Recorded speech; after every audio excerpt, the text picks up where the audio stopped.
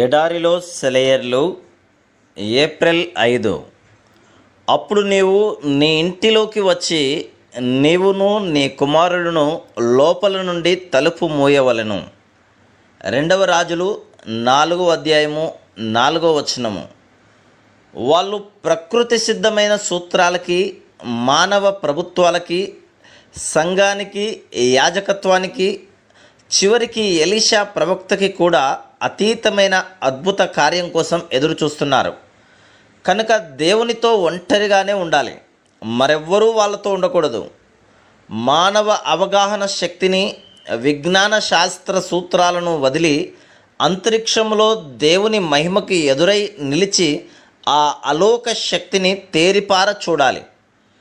దేవునితో వ్యవహారాలు పెట్టుకోవాలంటే ఏ పద్ధతి అనుసరించాలో ఇక్కడ మనకు కనిపిస్తుంది.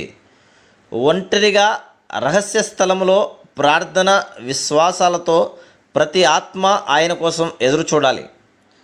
కొన్ని సమయాల్లో, కొన్ని ప్రదేశాల్లో దేవుడు మన చుట్టూ ఒక అనిర్వచనీయమైన గోడ కడతాడు. మనకి ఉన్న ఆధారాలన్నింటినీ పడగొడతాడు. సాధారణంగా మనం పనులు చేసే పరిస్థితులను, విధానాలను నిరర్ధకం చేస్తాడు. మనకు అర్థం కాని దివ్య వాతావరణంలో బంధిస్తాడు. అది మనకి ఇంతకుముందు అనుభవం కానిది, క్రొత్తది, మనకి ఇంతవరకు అలవాటైన అనుభవాల చట్రంలో ఇమడనిది. ఈ కొత్త అనుభవంలో అయితే ముందేం జరగనున్నదో మనకు తెలియదు. మన జీవితం అనే వస్త్రాన్ని దేవుడు తన స్వరూపం వచ్చేలా కత్తిరిస్తాడు. చాలామంది భక్తిగల మనుషులు కూడా ఒక రకమైన గానుగెద్దు జీవితం గడుపుతుంటారు. ప్రతిరోజు అదే జీవితం. ముందు ఏమి జరగనున్నదో అనే సందేహం వాళ్ళకు ఉండదు.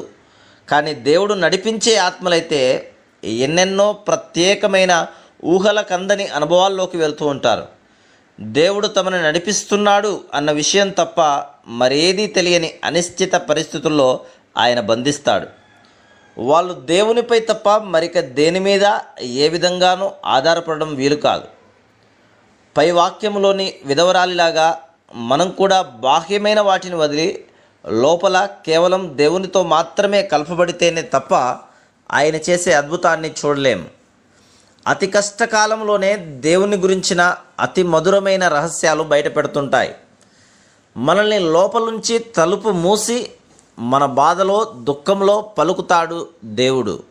మనసు విప్పి మృదువుగా ఏకాంతములో ముత్యాల్లాంటి మాటలు మన చెవిలో.